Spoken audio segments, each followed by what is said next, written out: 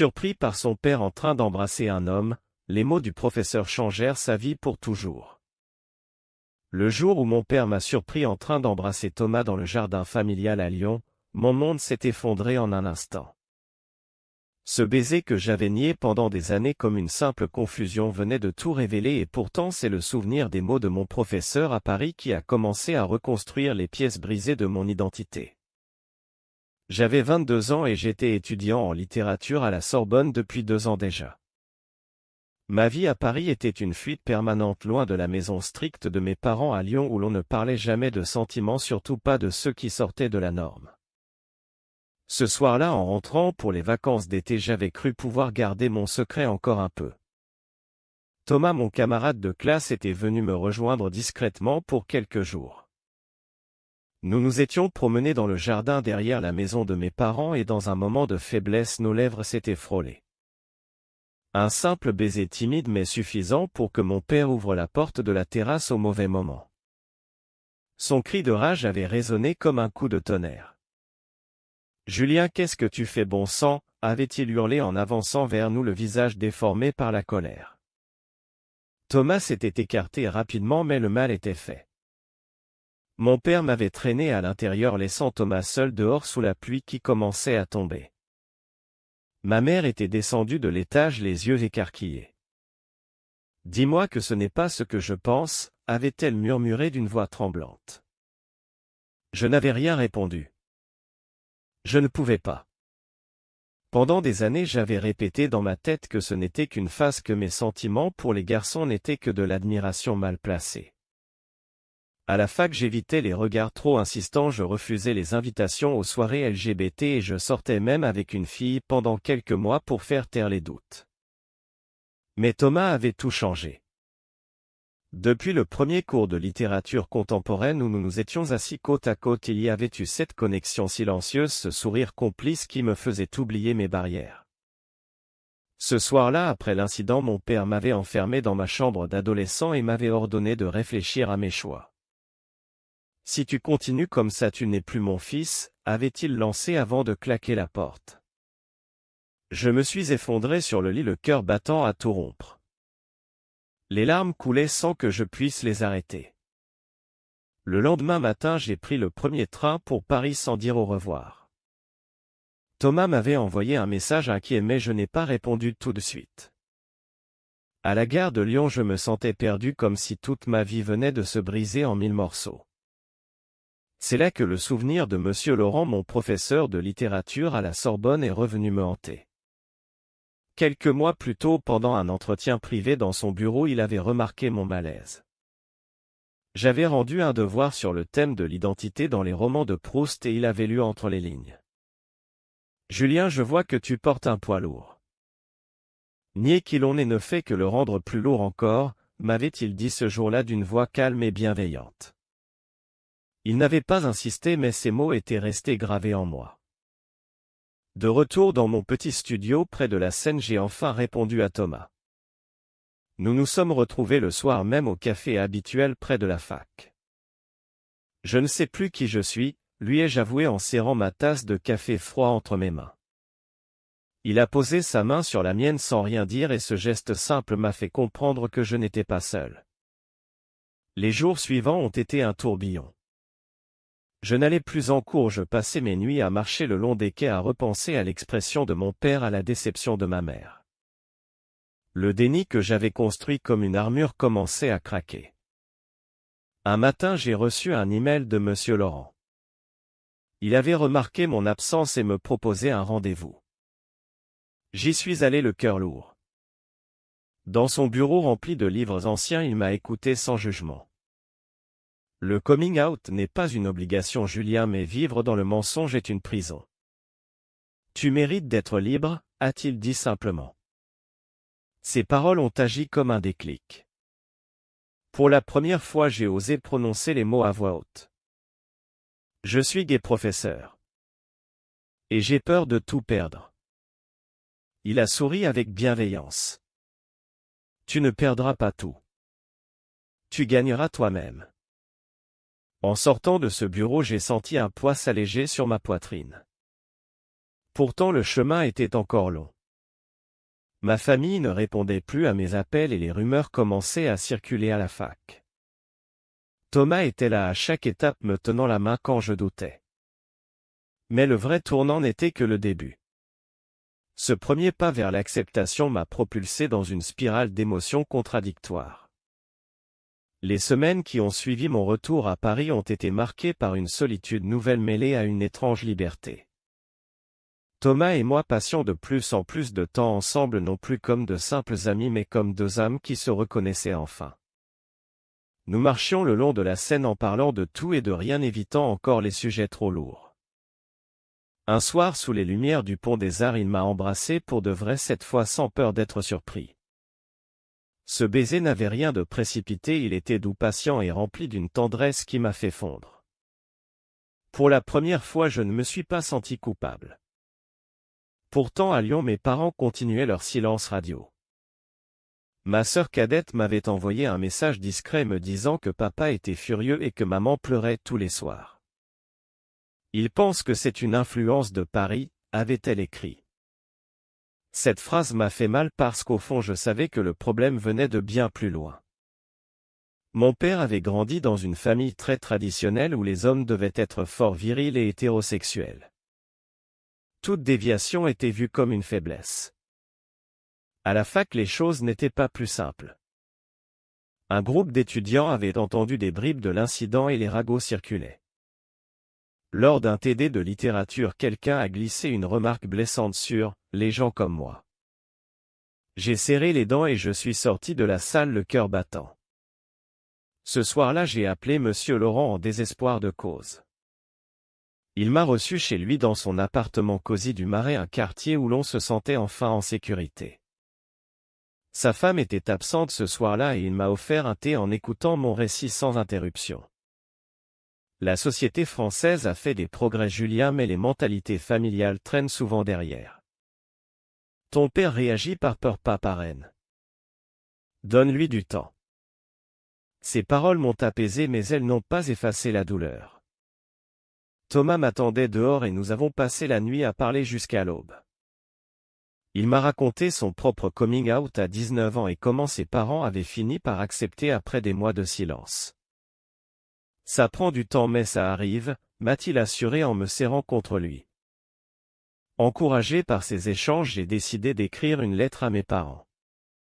Pas une lettre de justification mais une lettre sincère où j'expliquais qui j'étais vraiment depuis toujours. J'y ai joint une photo de Thomas et moi souriant devant la tour Eiffel. L'envoi de cette enveloppe a été un acte de courage plus grand que tout ce que j'avais fait jusque-là. En attendant leur réponse, je me suis plongé dans mes études avec une énergie nouvelle. Monsieur Laurent m'avait proposé de participer à un projet de recherche sur l'identité dans la littérature contemporaine et j'ai accepté avec enthousiasme. Les après-midi passés dans la bibliothèque avec Thomas à côté de moi étaient des moments de paix. Pourtant la crise n'était pas terminée. Un week-end, Thomas m'a emmené à une petite réunion d'amis LGBT près de Bastille. Pour la première fois, j'ai rencontré d'autres jeunes hommes qui vivaient la même chose que moi. Leurs histoires m'ont touché profondément et pour la première fois, j'ai osé partager la mienne. Le retour à la réalité a été brutal quand mon téléphone a sonné. C'était ma mère. Sa voix était tremblante. « Julien, ton père a lu la lettre. Il est furieux mais il veut te parler. Viens à la maison ce week-end. » J'ai accepté la gorge serrée. Thomas a insisté pour m'accompagner jusqu'à la gare mais je lui ai demandé d'attendre à Paris. Ce voyage vers Lyon était le mien seul. Arrivé à la maison, l'atmosphère était lourde. Mon père m'attendait dans le salon les bras croisés. « Assieds-toi » a-t-il ordonné. La conversation qui a suivi a duré des heures. Il a crié, pleuré, accusé Paris d'être responsable. Mais au milieu de sa colère, j'ai vu une faille. « Je ne comprends pas, Julien. Pourquoi tu ne nous as rien dit avant ?» a-t-il demandé d'une voix brisée. J'ai répondu simplement, parce que j'avais peur de vous perdre. Ma mère est intervenue alors et pour la première fois elle a pris ma défense. Laisse-le vivre sa vie. C'est notre fils. Ce soir-là rien n'était résolu mais une porte s'était entr'ouverte. De retour à Paris j'ai raconté tout à Monsieur Laurent lors de notre prochain rendez-vous. Il a souri fièrement. Tu as fait le premier pas le plus difficile. Continue Julien. Tu n'es plus seul. Thomas m'attendait à la sortie de la fac et dans ses bras j'ai senti que le pire était peut-être derrière moi. Pourtant les épreuves allaient s'intensifier encore. Le soutien de Thomas et les conseils de Monsieur Laurent m'ont donné la force de continuer malgré les tempêtes qui s'annonçaient. À la fac le projet de recherche avançait bien et Monsieur Laurent m'avait même proposé de présenter mes travaux lors d'un colloque étudiant. C'était une opportunité incroyable mais elle impliquait de parler publiquement de thèmes liés à l'identité et à l'orientation. J'ai hésité longtemps. Thomas m'a encouragé, c'est ta chance de transformer ta douleur en quelque chose de positif. J'ai accepté. Les semaines de préparation ont été intenses. Nous passions nos soirées à la bibliothèque ou chez moi à relire des textes à débattre d'idées. Dans ces moments-là notre relation s'est approfondie naturellement sans précipitation. Un baiser volé ici une main serrée là suffisait à nous rappeler que nous étions ensemble. Un soir après une longue session Thomas m'a dit doucement, « Je t'aime Julien. Pas seulement pour qui tu es aujourd'hui mais pour qui tu deviens. » Ces mots ont résonné en moi comme une libération. Pourtant à Lyon la situation restait fragile. Mon père m'appelait de temps en temps pour des conversations courtes et tendues. Il posait des questions maladroites sur ma vie à Paris mais évitait le sujet de Thomas. Ma mère par contre envoyait des messages réguliers pleins de tendresse. « Ton père commence à lire des livres sur le sujet », m'a-t-elle confié un jour. Cette petite victoire m'a redonné espoir. Le jour du colloque est arrivé. La salle était pleine d'étudiants et de professeurs. Quand mon tour est venu j'ai parlé de Proust et de l'identité cachée avec une émotion que je ne pouvais plus masquer. À la fin de ma présentation des applaudissements ont éclaté et Monsieur Laurent m'a serré la main avec fierté. « Tu as été brillant Julien. Tu as trouvé ta voie. » Ce soir-là Thomas et moi avons célébré dans un petit restaurant du quartier latin. Pour la première fois j'ai osé tenir sa main en public sans regarder autour de moi avec peur. Le bonheur était palpable mais la vie avait encore des épreuves en réserve. 2 jours plus tard j'ai reçu un appel urgent de ma sœur. Mon père avait fait un malaise cardiaque léger après une dispute avec un collègue qui avait fait une remarque homophobe sur moi. Il était à l'hôpital. J'ai pris le train immédiatement Thomas à mes côtés cette fois. À l'hôpital l'atmosphère était lourde. Mon père était pâle mais conscient. Quand il m'a vu entrer avec Thomas il n'a pas crié. Il a simplement murmuré, « Viens ici mon fils. » Cette phrase simple a fait couler mes larmes. Nous avons parlé longtemps ce soir-là. Il m'a avoué ses peurs, ses regrets et pour la première fois il a demandé à rencontrer Thomas officiellement. Le retour à Paris a été libérateur. Monsieur Laurent m'a félicité pour ce progrès familial. La guérison prend du temps mais tu avances Julien. Dans les mois qui ont suivi notre relation avec Thomas s'est épanouie. Nous avons emménagé ensemble dans un petit appartement près du canal Saint-Martin. Les matins où nous prenions le café ensemble en discutant de nos journées étaient des moments de pure joie. À la fac j'ai commencé à m'impliquer dans l'association LGBT et j'ai même aidé d'autres étudiants en difficulté. Un soir lors d'une soirée organisée par l'association j'ai croisé un ancien camarade de lycée qui m'avait connu à l'époque du déni total. Il m'a regardé avec surprise puis avec admiration. « Tu as changé Julien. En bien. » Ces mots m'ont touché profondément. Pourtant une nouvelle crise se profilait. Ma mère m'a appelé un soir en pleurs. Mon père avait reçu une lettre anonyme à son travail révélant mon orientation et des photos de Thomas et moi prises lors d'une promenade. Le harcèlement avait commencé au bureau. Mon père était dévasté. J'ai sauté dans le train une fois de plus. À Lyon, la maison était en effervescence. Mon père m'a accueilli avec une étreinte maladroite. « Je ne laisserai personne te faire du mal », a-t-il déclaré d'une voix ferme. Ce changement d'attitude m'a stupéfié. Ensemble, nous avons décidé de porter plainte pour harcèlement. Monsieur Laurent m'a guidé à distance en me recommandant un avocat spécialisé. Le procès n'était pas encore là mais la bataille était lancée. De retour à Paris, j'ai senti que ma vie prenait enfin une direction claire. Thomas m'attendait à la gare avec un bouquet de fleurs et un sourire qui illuminait tout. Dans ses bras, j'ai compris que l'amour n'était pas une faiblesse mais une force. Les jours suivants ont été remplis de discussions profondes avec mes amis et avec Monsieur Laurent qui continuait à me suivre comme un guide discret. « Tu n'es plus le jeune homme effrayé qui est entré dans mon bureau il y a 1 an, m'a-t-il dit lors de notre dernière rencontre avant les vacances. J'ai souri en réalisant à quel point il avait raison. Pourtant le chemin de la pleine acceptation était encore semé d'embûches et la plus grande restait à venir. La plainte contre le harcèlement a ouvert une nouvelle phase dans mon parcours, une phase où le soutien extérieur devenait crucial. À Paris, Thomas et moi vivions notre quotidien avec une sérénité nouvelle. Les matins commençaient par des petits déjeuners partagés, les soirées par des promenades main dans la main le long du canal. Notre amour n'était plus un secret pour personne et cette transparence m'apportait une paix intérieure que je n'avais jamais connue. Monsieur Laurent m'avait présenté à un groupe de soutien pour jeunes adultes en processus de coming out et ces rencontres hebdomadaires étaient devenues un pilier. Un soir, lors d'une séance, un participant a partagé son histoire de rejet familial total et j'ai réalisé à quel point j'avais de la chance. Mon père, bien que maladroit, faisait des efforts. Il m'appelait désormais toutes les 2 semaines et posait même des questions sur Thomas. « Comment va ton ami ?» demandait-il avec une hésitation touchante. Ma mère de son côté avait commencé à lire des témoignages sur Internet et m'envoyait régulièrement des articles encourageants. Pourtant le procès approchait et la tension montait.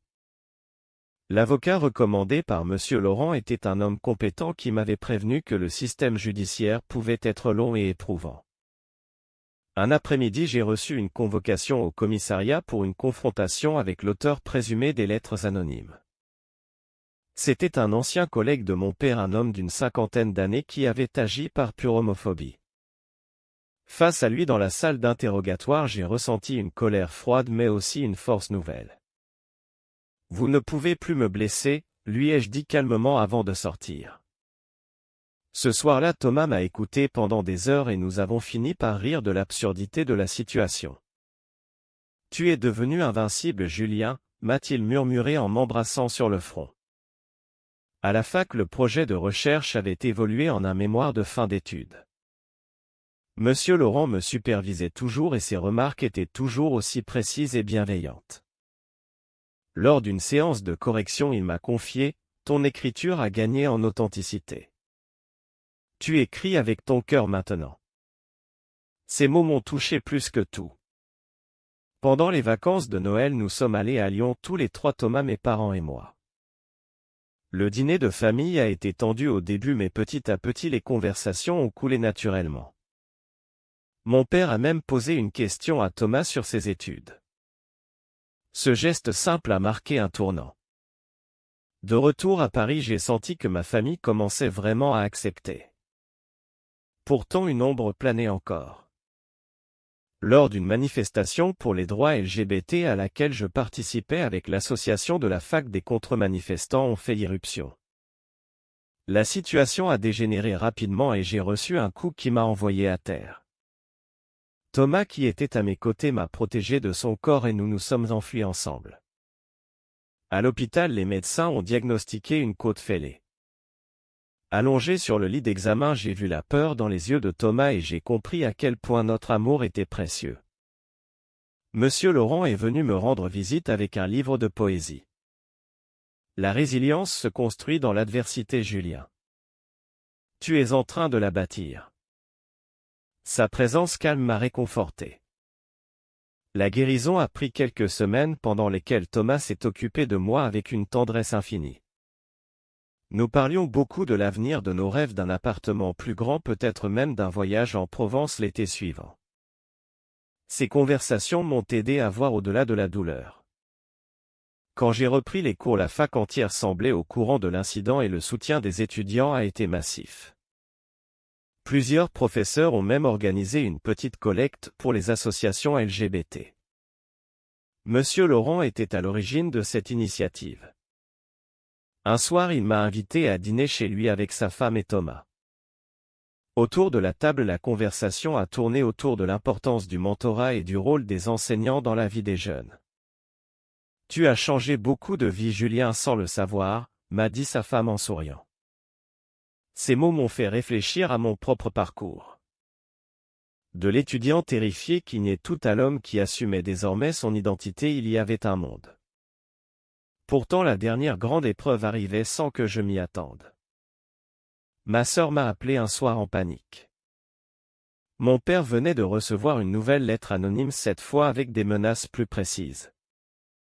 La police a été saisie à nouveau et l'enquête a révélé que l'ancien collègue n'avait pas agi seul.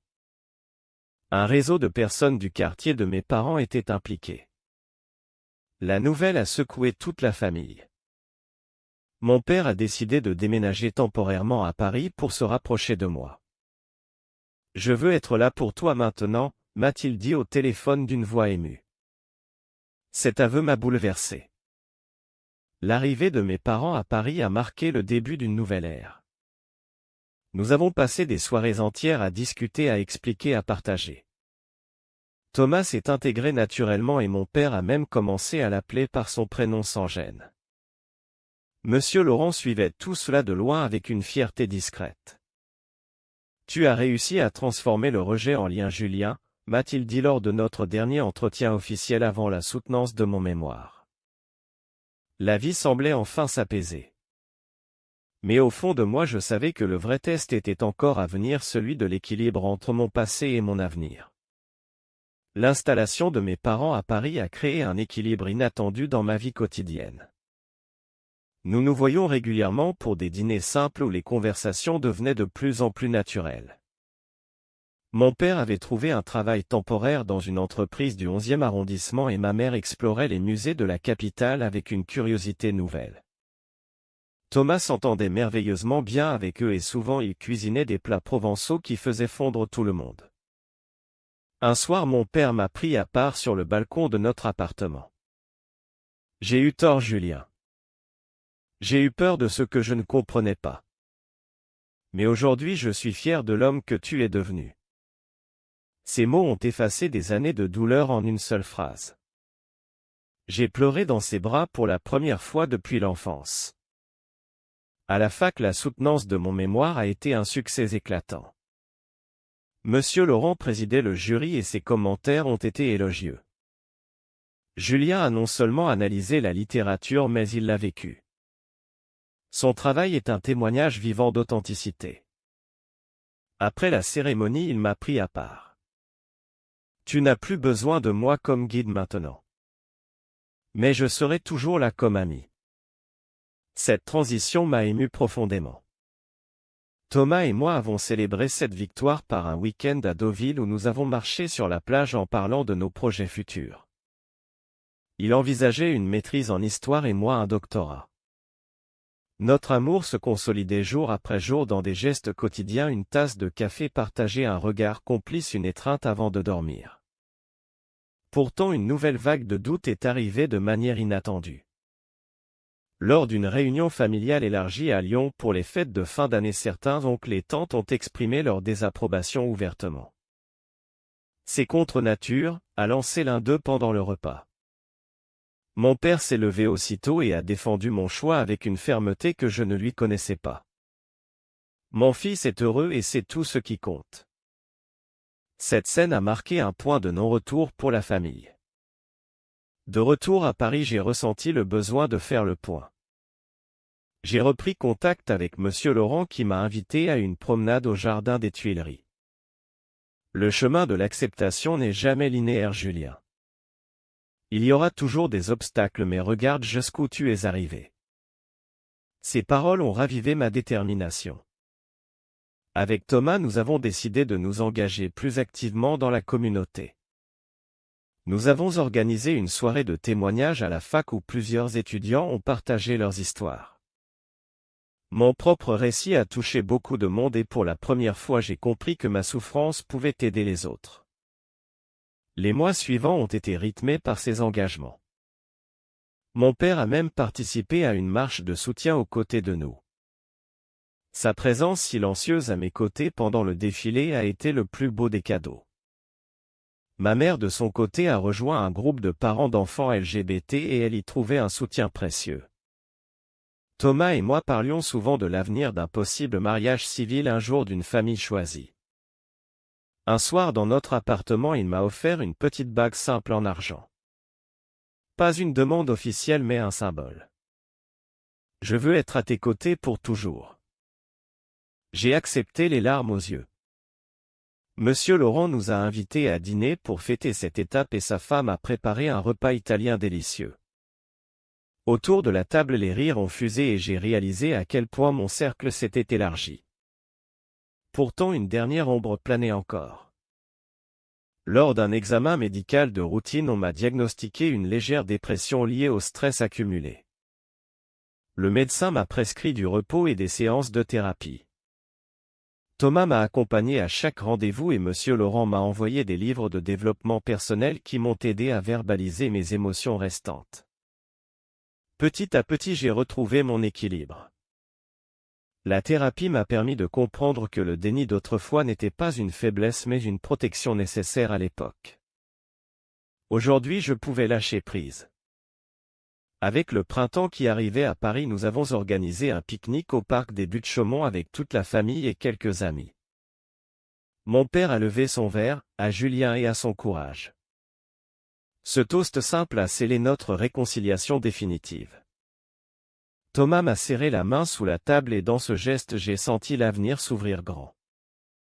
Monsieur Laurent nous a rejoints plus tard dans l'après-midi et sa présence a complété le tableau. En rentrant ce soir-là, j'ai pris Thomas dans mes bras et je lui ai murmuré « Merci d'avoir cru en moi quand je ne croyais pas moi-même ». Notre baiser sous les étoiles du balcon a marqué la fin d'une longue nuit intérieure. Pourtant la vie continuait et de nouveaux défis se profilaient à l'horizon professionnel cette fois. L'été est arrivé avec son lot de promesses et de nouveaux horizons. Thomas et moi avons décidé de passer un mois en Provence chez des amis de Monsieur Laurent qui possédaient une petite maison près d'Avignon. Ce séjour a été une parenthèse de pure sérénité. Nous nous promenions dans les champs de lavande, nous lisions à l'ombre des oliviers et nous parlions librement de nos rêves. Loin de Paris et de Lyon, les blessures du passé semblaient enfin cicatriser complètement. Mon père m'appelait régulièrement maintenant pour prendre des nouvelles et il plaisantait même sur le fait qu'il envisageait de venir nous rendre visite un jour.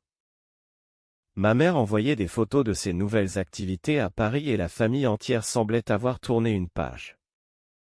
À notre retour en septembre, j'ai commencé mon doctorat sous la direction bienveillante de Monsieur Laurent qui était devenu un véritable mentor et ami. Thomas a obtenu sa maîtrise avec mention et nous avons fêté cela par un voyage à Rome où nous avons marché main dans la main sur le forum sans aucune crainte. Notre amour était désormais une évidence partagée avec le monde. Pourtant un dernier défi s'est présenté de manière inattendue. Lors d'une conférence internationale à Paris où je présentais mes recherches, un journaliste m'a posé une question personnelle sur mon parcours. J'ai hésité un instant puis j'ai décidé de répondre avec honnêteté.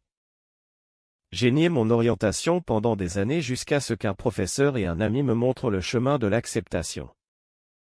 Aujourd'hui je vis pleinement et cela a changé chaque aspect de ma vie. Cette déclaration publique a fait le tour des réseaux et soudain des dizaines de jeunes m'ont contacté pour partager leur propre lutte. J'ai créé un blog anonyme au début puis public où j'écrivais sur le thème de l'identité et du soutien. Monsieur Laurent m'a encouragé à transformer cela en livre un jour. Thomas était à mes côtés à chaque étape relisant mes textes ajoutant ses propres réflexions. Un soir d'automne alors que les feuilles tombaient sur le canal Saint-Martin, il m'a demandé officiellement en mariage sur le Pont Neuf avec une bague plus sérieuse cette fois. J'ai dit oui sans hésiter. La cérémonie civile a eu lieu au printemps suivant dans une petite salle de la mairie du 4e arrondissement. Mes parents étaient là souriants et fiers. Monsieur Laurent et sa femme étaient nos témoins. Le discours de mon père a été court mais émouvant, j'ai appris que l'amour n'a pas de forme unique. Merci Julien de me l'avoir enseigné. Après la cérémonie, nous avons tous dîné dans un restaurant près de la Seine et les rires ont résonné jusqu'à tard dans la nuit. En rentrant chez nous, Thomas et moi nous sommes arrêtés sur les quais pour regarder les lumières de Paris. Nous avons traversé tant de choses ensemble, a-t-il murmuré. J'ai posé ma tête sur son épaule et j'ai senti une paix profonde m'envahir. Le chemin du déni à l'acceptation avait été long, douloureux mais incroyablement enrichissant. Aujourd'hui je pouvais dire sans peur que j'étais un homme gai amoureux fier de son parcours et entouré de ceux qui comptaient vraiment. Monsieur Laurent m'a envoyé un message le lendemain, « Tu as écrit ta propre histoire Julien. Et elle est magnifique. » Ces mots ont bouclé la boucle. La vie continuait avec ses hauts et ses bas mais désormais je savais que j'étais prêt à tout affronter.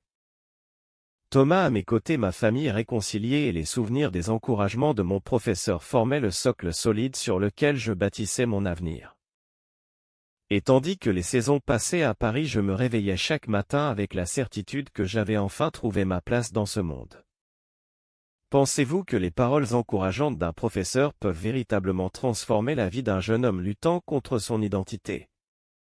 Vrai ou faux?